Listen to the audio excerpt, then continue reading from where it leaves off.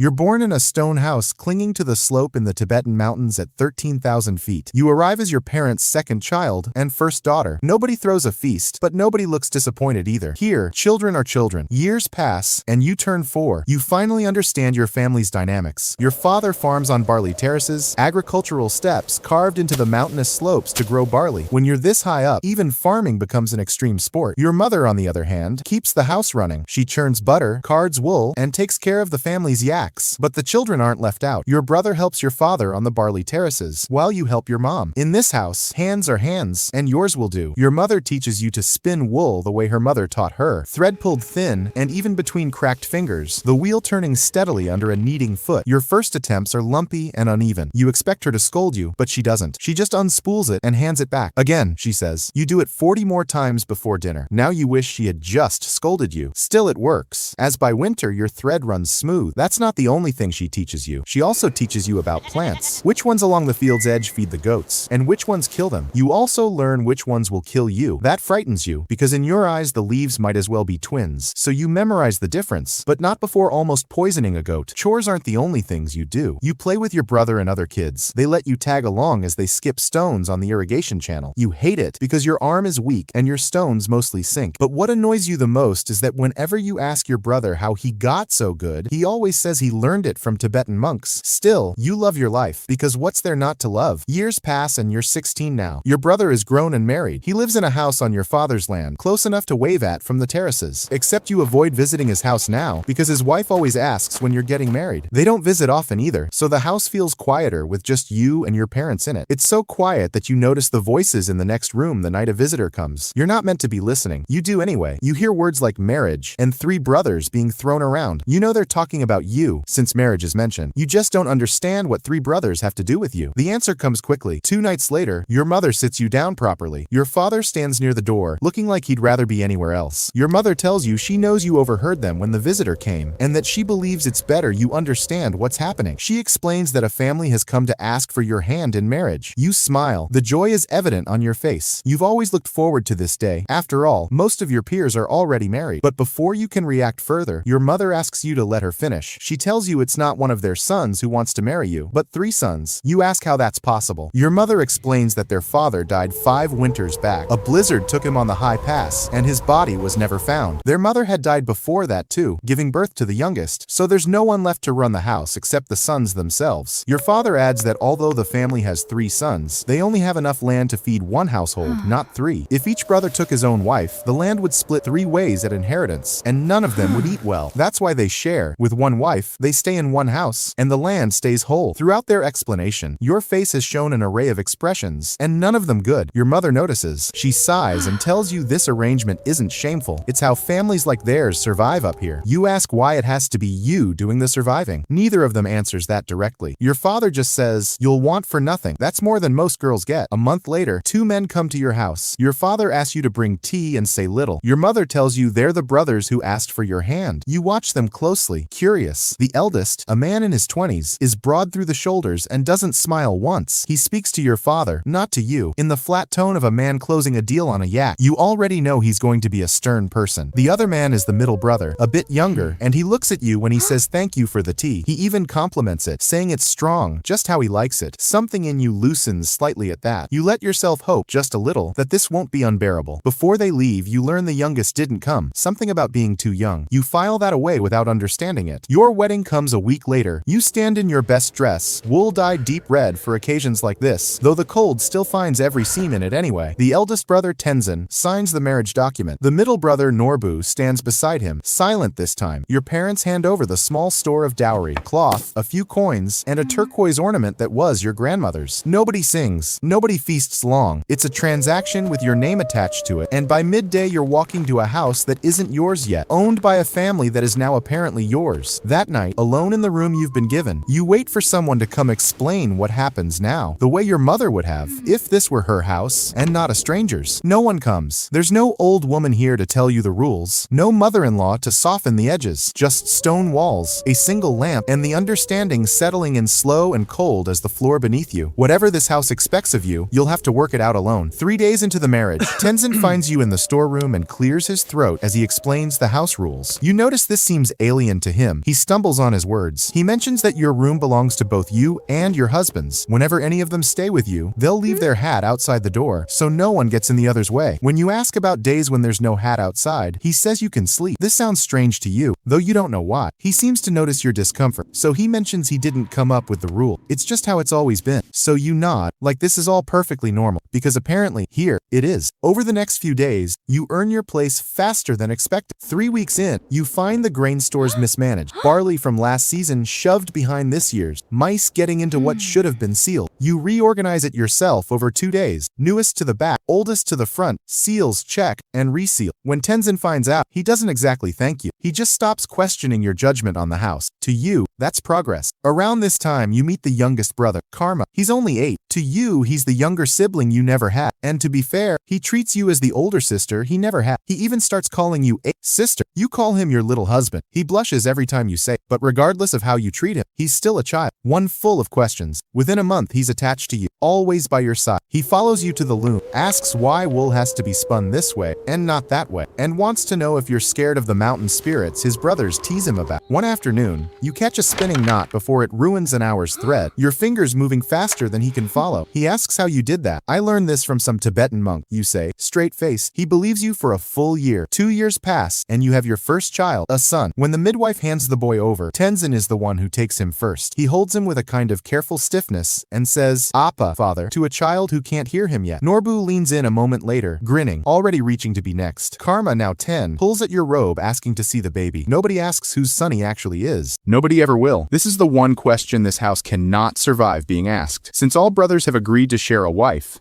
they must also share the children. But life doesn't pause because of the baby. Everyone still has their duties. Tenzin and Norbu work the family's barley terrace, spending most of their days there. Karma helps them some days. Other days he helps you with the yaks, the baby, and the house. Tenzin also barbers on behalf of the family, and when goods need to be taken down the mountain, he volunteers. Although he's stern, you know he's trustworthy. Norbu helps with physical duties around the house, like mending fences or hauling water. You always look forward to it, as he makes you laugh in a way that surprises you, given where you are. It doesn't take long before you find yourself looking forward to the days when it's his turn at the door. Tenzin isn't like that. When you make a decision without asking him, like trading wool for salt with a neighbor at a fair rate, he tells you flatly that decisions about trade aren't yours to make. Even when you point out it worked out fine, he doesn't accept it. Still, you don't mind. He's your husband after all. Well, a third of your husband's. 6 years pass. More children join the family, a boy and 2 girls. Age has had its effect on all of you. The children, now 4 in number, make the house lively.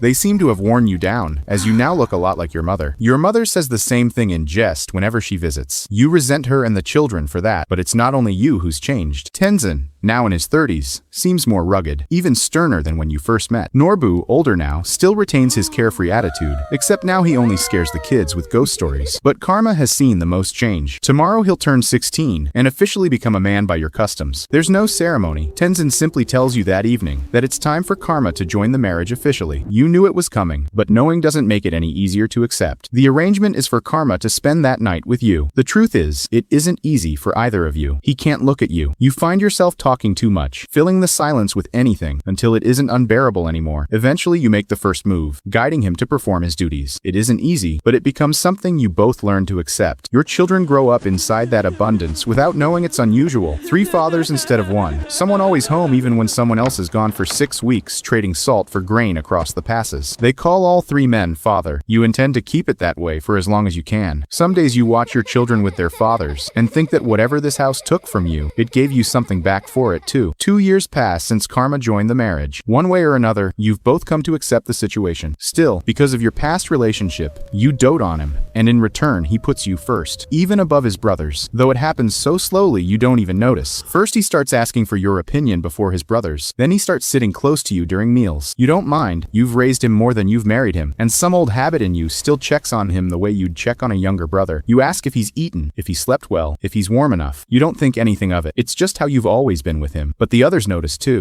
One evening Tenzin says something about it. "You spoil him," he says, "watching you mend Karma's coat instead of Norbu's, which is torn worse." He says it lightly, like a joke, but his eyes don't join in. You laugh it off. He doesn't laugh with you. Next to him, Norbu says nothing at all, which is somehow worse. That's when you notice he's changed too. He used to talk through every chore you shared. Now he just moves in silence, except when he's playing with the kids. They seem to be the only ones he smiles for these days. More years pass. Karma turns 22. For a while you notice his countenance has changed. You ask what's wrong. He tells you nothing, that you shouldn't worry. Still, you press him for answers. You've known him since he was little, so he caves. He tells you that since he joined the marriage, you haven't gotten pregnant, which means none of the kids who call him father are really his. You mention the customs to him, but he shoves them aside, saying his brothers at least have hope of being the father of one, while he has none. It feels, he says, like he's working for his brother's children and descendants. You don't have an answer that fixes it, so you do what you've always done instead. You act. You start reorganizing the rotation quietly. More nights for Karma, fewer for the others. You make excuses about the trading season or the harvest. You take fertility herbs and pray. Nothing happens. Still, you believe things will change. You tell yourself it's simple. All you have to do is become pregnant, but you forget it takes two. 2 more years pass, and the situation has gotten worse. Your favoritism is obvious now. You know it, but you choose not to explain yourself. After all, it's a problem with an obvious solution, and you've solved harder things than this. Then one day, while the children are playing with Norbu, your youngest daughter walks up to Karma saying, "Come play with us, Appa." From across the room, you hear Karma tell her harshly to stop calling him father. The child goes quiet, confused. Norbu hears it and asks what he just said. Karma retorts that he said the truth, that none of it is a lie, that he never agreed to the shared wife arrangement. Norbu tells him that was what was best for the family, given how little land there was to share. That's when Karma says something you'll never forget, that he'd rather be a peasant with nothing than live with their leftovers. The words land like a slap. Norbu throws a punch, and it becomes a real physical fight. Without thinking, you're between them, hands on Norbu's chest, telling him to stop. What you don't notice is that it's only him you stop, but Norbu notices immediately. "You're still defending him," he says, quiet, almost curious, after what he just said, to you, to the children. You have no answer. He doesn't wait for one. From that day on, the house goes cold in a way it never has. Norbu and Karma stop speaking entirely. Neither speaks much to you either. Tenzin tries clumsily to broker peace between them, but gets nowhere. Then one morning Karma is gone. No goodbye, just gone. Everyone in the house knows why, even the ones too young to say it. Months pass. You wait for a message, a rumor, anything. Nothing comes. When the children ask where he went, you tell them a story about trade routes and distant villages, because the truth isn't one you can hand a child. A month after Karma disappears, Norbu leaves too. Tenzin tells you he's gone to a monastery, and that he said he never wants to see your face again, that he blames you for everything. From that day on, something in Tenzin changes. He used to be stern. Now he's just distant. You watch him take on his absent brother's duties without complaint. You know he's only doing it for the children. You also know, though he never says it outright, exactly who he blames. The years pass slowly. You're 40 now. Your children have grown. The youngest is 15. You and Tenzin still don't speak. Then one day Tenzin doesn't return. His body is found a week later, caught on the high pass in a blizzard, carrying salt he'd traded for grain he never brought home. You bury what's left, and just like that, the house that once held 3 husbands holds none. Still, the regret never leaves you. Years of mental stress and self-blame have taken their toll, and Tenzin's death becomes the last straw. You die a year later, in the home you built with 3 men. Your children bury you next to Tenzin. They're grown now, but they carry scars from your mistake too. You believe they won't make the same mistake you and their fathers made. You believe your death won't be missed. What you don't know is that in a village far away, a man weeps upon hearing of your death. When his children ask why he's crying, he tells them his sister just passed away. The same happens in a monastery. A monk who's said to have never shown any expression in years shows a bitter smile upon receiving the news. You wonder what expression they'd show if they knew they were the last thought you ever had. I guess we'll never know.